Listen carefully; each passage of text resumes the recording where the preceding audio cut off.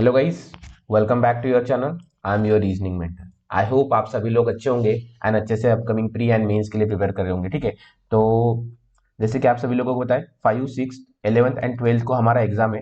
ठीक है, तो कल और परसों जिनका एग्जाम है उनके लिए ये वीडियो है, और ये 11 और 12 के लिए भी है, बट 11 और 12 वालों के लिए मैं और लेके आऊंगा। ठीक है, क्यों सर ये वीडियो सिर्फ 5 और 6 वालों के लिए क्यों है? देखिए, पहले इन दोनों के एग्जाम, दिन में जो एग्जाम होंगे उनको कैसा पेपर आता है, हार्ड आता है, मॉडरेट आता है, फिर इजी आता है, उस हिसाब से हम 11 और 12 को, 11 वाले और 12 वाले थोड़ा प्रिपेयर करेंगे। ठीक है, बट 5 और 6 वाले को क्या क्या लेके जाना है, उनको कैसे हैंडल करना है सिचुएशन, उसके बारे में हम बात करेंगे। ठीक है, और अभी भी कुछ कुछ बच्चे ना डॉक्यूमेंट्स के बारे में कंफ्यूज रहते हैं और गलत डॉक्यूमेंट्स लेके चले जाते हैं। ठीक है, तो इसके बारे में बात करेंगे। एसबीआई क्लब प्री स्ट्रेटजी, ठीक है, लास्ट मिनट स्ट्रेटजी, ये भी मैं बताऊंगा आपको कि एंड में कैसे क्या करना चाहिए, क्या आपका अटेम्प्टिंग स्ट्रेटजी रहना चाहिए, क्या मैक्सिमम स्कोर रहना चाहिए आपका। ठीक है, मैक्सिमम अटेम्प्टिंग।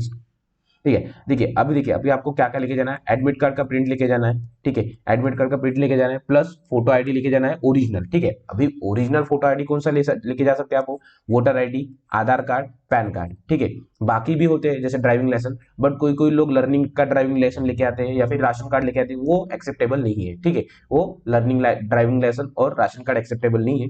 तो मैं बोलूंगा आपको सेफ साइड के लिए वोटर आईडी, आधार कार्ड, पैन कार्ड, यही जो अपने ओरिजिनल आइडेंटिटी कार्ड है वही लेके जाना, प्लस उसके साथ उसकी जीरोक्स लेके जाना। ठीक है, एक जीरोक्स लेके जाना। ठीक है, और हाँ, जो आपका एडमिट कार्ड पे नेम है वही आपका सेम नेम होना चाहिए आपके कोई भी वोटर आईडी पे। सपोज आपका आधार कार्ड पे वो नेम नहीं है बट पैन कार्ड पे है, तो वो आप पैन कार्ड लेके चले जाना। ठीक है, या फिर उसका जो नेम चेंज का रहता है वो भी आप लेके जा सकते, सर्टिफिकेट आपके पास। ठीक है, फोटोज फोटोज 3 फोटोज लेके जानी है, 1 स्टिक करके जानी है जो कि आपको एडमिट कार्ड पे स्टिक करना है, और 2 एक्स्ट्रा फोटोज लेके चलना है आपके साथ। ठीक है, टोटल 3 लेके चलना। क्यों, कभी कभी एसबीआई वाले मांग लेते हैं प्री में, प्री में वो लोग कलेक्ट कर लेते वो फोटोज, मेंस में कभी कभी करते, कभी कभी नहीं करते, वो उनका अलग रहता है। ठीक है, तो आप सेफ साइड के लिए 3 फोटोज लेके चलना, और 3 फोटोज लगेंगे ही। ठीक है, प्री के लिए एक स्टिक करके जाना आपके एडमिट कार्ड पे, और 2 एक्स्ट्रा लेके चलना। ठीक है, पेन आपको खुद से लेके जानी है, वो लोग प्रोवाइड नहीं करेंगे। अगर आपको जरूरत है पानी बोतल की, तो आप उसको लेके जा सकते हो। ठीक है, और उसके बाद take your admit card after the exam. ठीक है, और उस पर ट्राई करना कि वेरीफाइड का स्टैंप लगा हो। ठीक है, क्योंकि बाद में मेंस में होता है ना कि वो लोग कभी कभी स्टैम्प कर देते हैं, बट उसका स्टैम्प का जो इंक है वो प्रॉपर आता नहीं है, थोड़ा आ जाता है, थोड़ा नहीं आ जाता है। ठीक है, या फिर कॉर्नर पे कभी कभी आ जाता है, तो उसके हिसाब से भी इश्यू हो जाते हैं। ठीक है, इसीलिए आप वो प्रॉपर कर देख लेना कि आपका वेरीफाइड का स्टैम्प आपकी इस पे आया है नहीं है एडमिट कार्ड पे, और जो आपका आइडेंटिटी जेरोक्स है उस पे। ठीक है, और कुछ कुछ बच्चे ना, मैंने ऐसे भी बच्चे देखे हैं कि जो हमें अब शीट्स, जो रफ शीट्स डाल देते हैं बॉक्स में, या फिर कलेक्ट कर देते हैं रफ शीट्स, उसके साथ साथ वो लोग एडमिट कार्ड भी सबमिट कर देते हैं। तो वो वैसा नहीं करना है, आपको एडमिट कार्ड लेके आना है आपके साथ। ठीक है, ये चीजें जरूर ध्यान रखना। ठीक है, और बाकी का तो आपको, आपने अच्छे से प्रिपरेशन करी है तो आप सभी लोगों को पता ही है। ठीक है, अभी देखिए, अभी क्या रहनी चाहिए आपकी लास्ट मिनट स्ट्रेटेजी और इंग्लिश। ठीक है, आज कोई मॉक देना नहीं। ठीक है, बस एनालिसिस करो, आपने जो मॉक्स दिए हैं आपने क्या क्या गलतियां की है। ठीक है, एनालिसिस करो, इंग्लिश का करो, क्वांट का करो, रीजनिंग का करो। ठीक है, उसमें देखो कि आपके कौन से पजल वीक है, वीक पजल आइडेंटिफाई करो, स्ट्रॉन्ग पजल आइडेंटिफाई करो, उस पर काम करो कि मैं, अगर सर्कल बेस आता है इनसाइड वाले, तो मैं इसको पहले सॉल्व करूंगा क्योंकि ये मेरा स्ट्रॉन्ग पॉइंट है। स्टैक बेस में अगर अनसर्टेन नंबर ऑफ स्टैक्स आते हैं, या फिर हमें दिए नहीं रहते 1 2 3 4 7 स्टैक्स है, या फिर रैंडमली दिए रहते कि ये इसके ऊपर 3 ऊपर है 4 नीचे है, ऐसा, तो उसको आप लास्ट में सॉल्व करेंगे। जैसे आपकी स्ट्रॉन्ग और स्ट्रॉन्ग पॉइंट है या फिर वीक पॉइंट है, जैसे कि आपकी पकड़ हो जिस पजल में भी अच्छी, उसको आपको वैसे सॉल्व करना है। ठीक है, क्वांट में भी, क्वांट में आपको सिंप्लीफिकेशन या फिर अप्रोक्सीमेशन जो कुछ भी है, इसको पहले सॉल्व करना है। देन उसके बाद quadratic simplification, quadratic equation, number series, इन और डीआई, इनमें से आपको कोई भी क्वेश्चन गलत, इन इन चारों में से कोई भी क्वेश्चन आपका गलत नहीं होना चाहिए, याद रखना ये, क्योंकि यही यही दो क्वाड्रेटिक रीजनिंग है जहां पे आप 100% एक्यूरेसी लेके आ सकते हो। ठीक है, अगर यहाँ पे आपका 55+ कॉम्बो बना तो आप मेंस के लिए प्रिपेयर हो, मतलब मेंस के लिए आप प्रिपेयर अच्छे से दे सकते हो, आपने इंग्लिश में भी अगर अच्छा किया तो। ठीक है, और वो स्टेट की वैकेंसीज उसका कट ऑफ देख के वो भी इंपॉर्टेंट फैक्टर रहेगा। ठीक है, इंग्लिश में भी आपको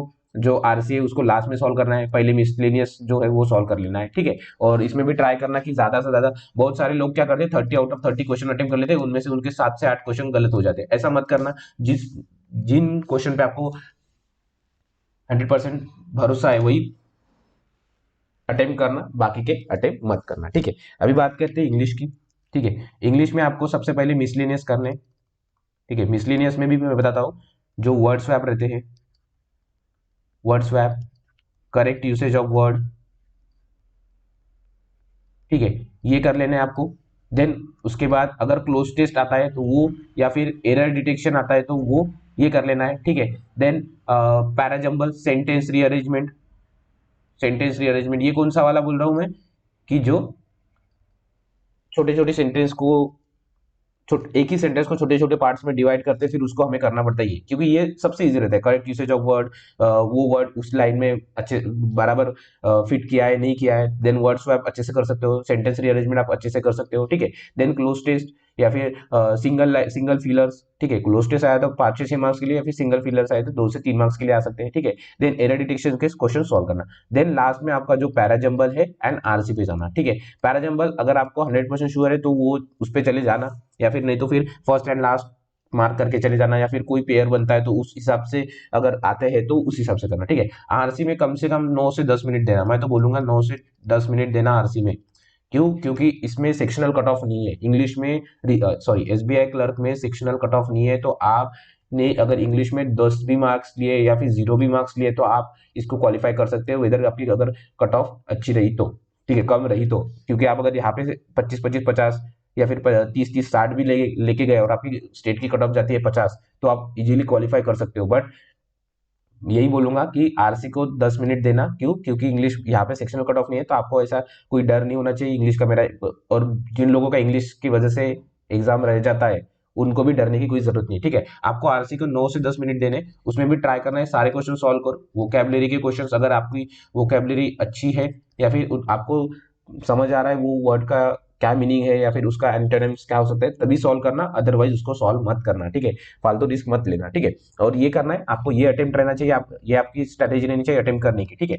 अभी क्वांट के बारे में बात करेंगे। क्वांट का रहेगा सिंप्लीफिकेशन आएंगे आपको, या फिर अप्रोक्सीमेशन, डिपेंड करता है कैसे। तो ये 10 से 12 क्वेश्चन हमें देखने को मिल जाएंगे, ठीक है। क्वाड्रेटिक इक्वेशन, या फिर रॉन्ग नंबर सीरीज, या फिर मिसिंग नंबर सीरीज, इन तीनों में से कोई एक आएंगे 5 क्वेश्चन के लिए, ठीक है। डी आएगा 5 क्वेश्चन के लिए, या फिर 10 क्वेश्चन के लिए, मतलब 1 से 2 डीआई पकड़ के चलो आप आ सकती है, या फिर केसलेट भी आ सकती है, ठीक है। और बाकी के जो आएंगे अरिथमेटिक आएंगे, ठीक है। 10 से 12 अरिथमेटिक आएंगे।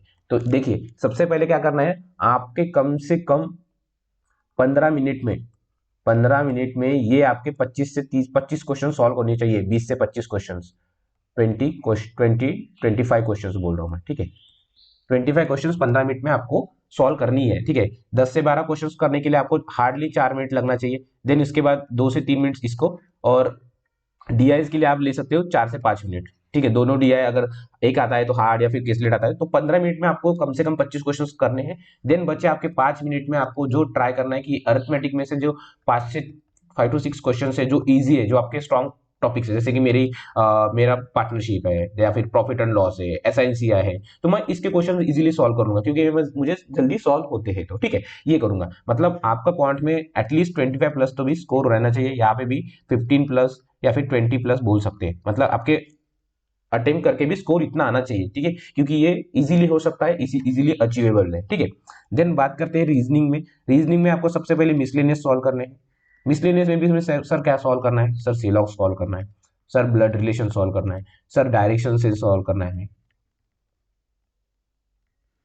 ठीक है। देन उसके बाद जो अल्फा न्यूमेरिक सीरीज आती है, ठीक है, अल्फा न्यूमेरिक सीरीज आती है, या फिर वर्ड बेस्ड क्वेश्चंस आते हैं, ठीक है। ये अगर आप सॉल्व कर लोगे तो आपका ये थोड़ा मोटिवेशन भी मिल जाएगा, आपको मोटिवेट भी हो जाओगे, क्योंकि आपके जल्दी से जल्दी ये क्वेश्चंस हो जाएंगे। देन आपको जाना है पजल पे भी, और पजल में भी 2 कैटेगरी के पजल, जो आपका स्ट्रॉन्ग पॉइंट है, स्ट्रॉन्ग पजल्स और वीक पजल्स, ठीक है। सपोज एक बंदा है एक्स, उसके स्ट्रॉन्ग पजल से inner circle base and parallel row, अगर ये आपके पेपर में दिखते हैं तो आपको ये अटेम्प्ट करना है। देन आपके अगर सपोज वीक आपका स्टैक बेस वाला जो पजल वीक है तो आप इसको लास्ट में अटेम्प्ट करना है, ठीक है। तो ये आपकी स्ट्रैटेजी रहनी चाहिए रीजनिंग को अटेम्प्ट करने की, क्वांट के अटेम्प्ट करने की और इंग्लिश के अटेम्प्ट करने की। और रीजनिंग में भी ट्राई करना 25 प्लस या फिर मैं तो बोलूंगा 35 प्लस आपको अटेम्प्टिंग स्ट्रैटेजी रहनी चाहिए, ठीक है। और आज कुछ करना नहीं है ज्यादा, ठीक है। तो ये थी स्ट्रैटेजी, और ये आपको डॉक्यूमेंट्स जो है वो कैरी करके लेके जाना है, ठीक है। एंड ये थी लास्ट मिनट स्ट्रेटजी कि ज्यादा कुछ नहीं करना है, बस मैं ये आपको अटेम्प्टिंग जो आपका पेपर का अटेम्प्टिंग स्ट्रेटेजी रहनी चाहिए, ये रहनी चाहिए, ठीक है। और आई होप आप सभी लोगों ने ये फॉलो किया होगा, मैंने पहले भी वीडियो में बताया। अगर आप अपने कोई और स्ट्रेटेजी पे स्टिक हो तो उसी पे स्टिक रहना, लास्ट मिनट चेंज मत करना कोई स्ट्रेटेजी पे, ठीक है। और आज क्या करोगे आप, आज या फिर कल परसों वालों के लिए मैं बोलूंगा कि आप आज मॉक दे सकते हो, बट कल जिनका पेपर है और 6 वालों को आप ट्राई करो कि जितने आपने मॉक लगाए हैं उसका एनालिसिस करो कि आपने कौन से पजल्स गलत करवाए किए हैं, क्यों गलत किए हैं, ठीक है, ठीक है। पजल्स क्यों गलत किए हैं, क्यों, ठीक है, इसको समझ लेना क्यों, ठीक है, क्यों गलत हुआ है, क्या गलत हुआ है, आपने कंडीशन गलत पढ़ी है या फिर आपका नोट डाउन में प्रॉब्लम आ रहा है, ठीक है। मिसलेनियस में आपके क्या क्वेश्चंस गलत हुए हैं, ठीक है, वो ट्राई करना। सिंप्लीफिकेशंस में आपने पहले एडिशन या फिर सब्ट्रैक्शन या फिर डिवाइड में कम ज्यादा नंबर ले लिया या फिर कम ले लिया, ठीक है, तो उसको देख लेना बराबर। इंग्लिश में भी आपने क्या लॉजिक लगाया और जो एक प्रॉपर इंग्लिश क्या लॉजिक करती है वो आप एनालिसिस कर लो। मतलब बेसिकली आप करो, जितने भी आपने मॉक दिए ना उसको निकालो और उसका ही एनालिसिस करो कि हाँ मैंने इस मॉक में ऐसा किया तो मुझे ऐसा नहीं करना चाहिए था। अगर आप इसको भी देख लोगे आज तो आप थोड़ा अवेयर हो जाओगे कल के पेपर के लिए। और आज कुछ ज्यादा टेंशन मत लेना, चिल रहना और कल का पेपर अच्छे से देखे आना, ठीक है। तो ऑल द बेस्ट, ठीक है, कल के पेपर के लिए। और अच्छे से पेपर सॉल्व करना, ज्यादा कुछ हाइपर मत बनना। और अगर कोई पजल या फिर डीआई में फंसते हो या फिर क्वेश्चन में फंसते हो, ठीक है, स्टक होते हो आप, तो उसको वहीं पे छोड़ देना, ठीक है। एक बार ट्राई करना, दूसरी बार ट्राई करना थोड़ा नए से, अगर नहीं होता है तो तीसरी बार मत ट्राई करना, छोड़ देना, फिर बाद में एग्जाम बाकी सब क्वेश्चन सॉल्व करने के बाद उसी पजल पे आना, ठीक है। और वो या फिर वो क्वेश्चन पे आना या फिर वो सिंप्लीफिकेशन या फिर वो नंबर सीरीज पे आना, ठीक है। बहुत सारे लोग रॉन्ग नंबर सीरीज और पजल में ऐसे ही फंस जाते हैं और उनका टाइम वेस्ट होता है, तो ये मत करना, ठीक है। जहां पे फंसे वहां पे उसको वहीं पे छोड़ देना, एक बार और ट्राई करना, और नहीं बनता है तो वहीं पे छोड़ के आप आगे के बाकी के क्वेश्चन सॉल्व करना। और बाकी सभी क्वेश्चन सॉल्व होने के बाद उस नंबर सीरीज या फिर उस पजल या फिर उस क्वेश्चंस पे आना, जाके आपका टाइम वेस्ट नहीं हो, ठीक है। तो यही थी last minute strategy. Thank you, all the best. And हाँ, कल का पेपर अच्छे से देके आना, ठीक है।